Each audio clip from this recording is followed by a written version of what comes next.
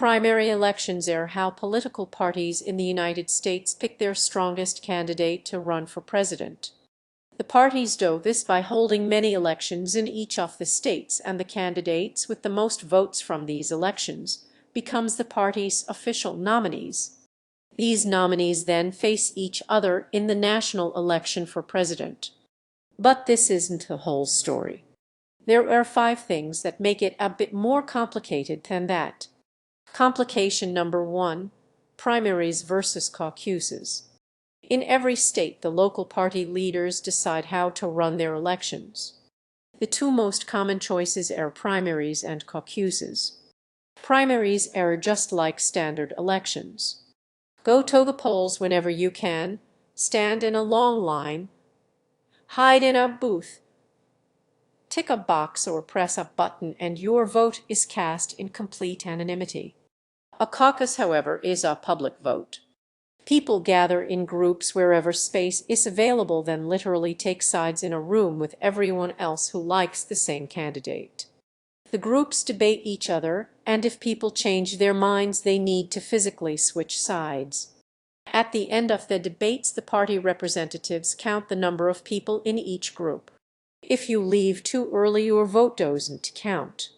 This description of primaries and caucuses is really all you need to know, but the specifics can vary wildly. That's because there are 50 states, all of which hold at least 2 primaries and caucuses for the big parties and possibly more for the small parties. Covering all the local variants would take a tediously long time, which your short attention span for boring political videos wouldn't tolerate. And you need to stay focused because there are 4 more things to come. Complication number 2: who can vote? In the national presidential election, all American citizens over the age of 18 can vote, with 2 exceptions. You can't live here or here. But primaries are in state elections with lots of different rules. Most states and parties will only let you vote in the primary if you are an official member of the party. This is called a closed primary because the voting is closed to non-party members. But some citizens are independents and not registered with any party. If you are an independent and live in a state with closed party elections, tough luck. No voting for you. Some states, however, have semi-closed primaries where independents can pick one and only one primary to vote in. Parties allow this because the presidential election is often determined by independents, so knowing which candidates they like is useful. Finally, a few states and parties really play it fast and loose with open primaries. Here, any citizen, no matter which party they re-registered with, can pick a primary to vote in. But it's not just the states that have primaries. They are also held in the District of Columbia and the oft-forgotten territories. Holding primaries here, a bit odd though, considering that territorial residents can't vote in the actual presidential election. Lastly are the Americans living abroad who, depending on the party, vote in a block as though they all live together in one big extra state. When all these elections take place depends on place elections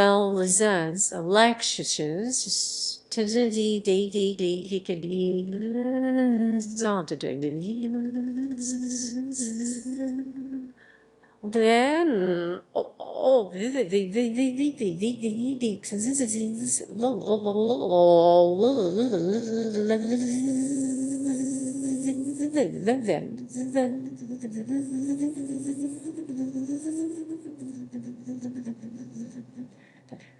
Complication number 3: who votes when? Primaries aren't conducted all at once but are spread out over a year. This leads to fights between the states about who gets to be at the head of the line and who is stuck at the back. Inevitably, last-minute leapfrogging of dates happens, even though the parties often take away votes from these uncivil states. When it comes to being number 1, nobody beats New Hampshire, who wrote it into state law that their primary will always be at least a week ahead of everyone else's. Which isn't a problem until some other state gets the bright idea to do the same, and then we have an infinite loop in our system and have to force quit the law. But wait, you say, doesn't Ohio already go first? Yes, but New Hampshire lets them get away with it for two reasons. First, US election is a caucus, and so New Hampshire is still technically the first primary, and second, New Hampshire thinks that UA is stupid and doesn't matter. Other states try to boost their influence not by cutting in line, but by forming an alliance and holding their primaries at the same time. The biggest alliance of the election cycle is called Super Tuesday, where depending on how many states can agree with each other, around half of them might participate, giving out a whole pile of votes. Which brings us to complication number 4, votes that aren't votes. So this whole time you were probably thinking that citizens gave votes straight to the candidates, but no. Instead, the votes are given to a bunch of guys called delegates, who in turn give them to the candidates as requested. Maybe. Depending on the state, delegates might be required to vote as the citizens did, or they might be completely free to ignore the citizens and vote for whomever they want. Who are these people? The delegates are local party VIPs, such as state reps and officials. The more citizens who live in a state, the more delegates that state gets. Later in the year, when all the states have finished their primaries, the delegates travel to a huge gathering for their party called the National Convention. It's here that the official vote to select the party's nominee for president happens. But it's not just the delegates who do the voting. Complication number 5, superdelegates.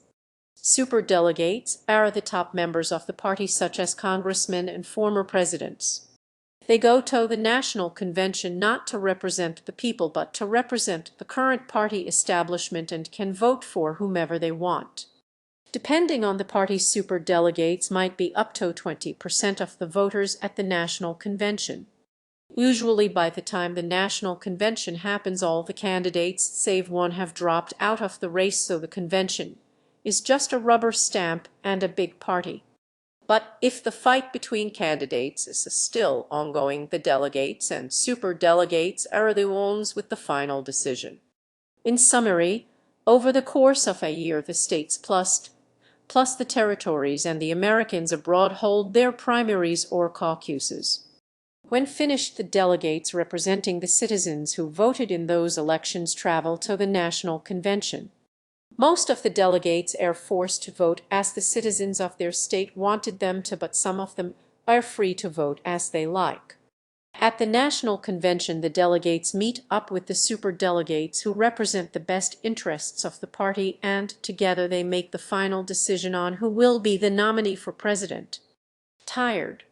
Don't be, because only now does the race for the presidency begin. Of course, you could skip all that and jump straight into the election as an independent.